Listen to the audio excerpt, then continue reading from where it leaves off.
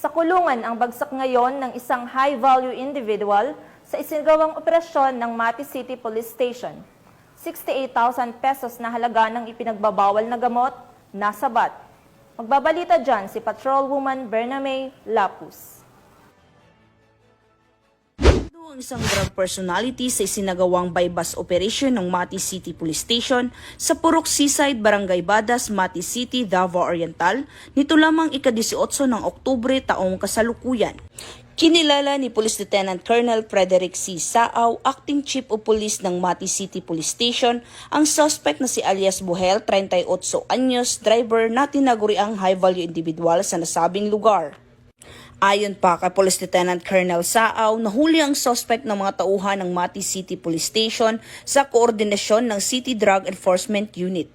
Na-recover mula sa suspect ang 3 pakete ng pinaghihinalaang shabu na may tinatayang bigat na 10 grams na may standard drug price na 68,000 pesos, isang black pouch at buy-bust money na ginamit sa operasyon. Samantala, ang suspect ay kasalukuyang nasa kustodiya na ng nasabing istasyon para dumaan sa tamang disposisyon at mahaharap sa kasong paglabag sa Republic Act 9165 o ang Comprehensive Dangerous Drugs Act of 2002.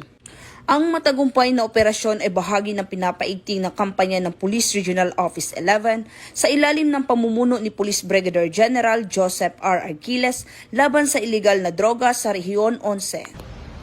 Mula dito sa Police Regional Office 11, ako ang iyong PNN Correspondent, Patrolwoman Bername Lapus, alagad ng batas, tagataguyod ng Balitang Pulis.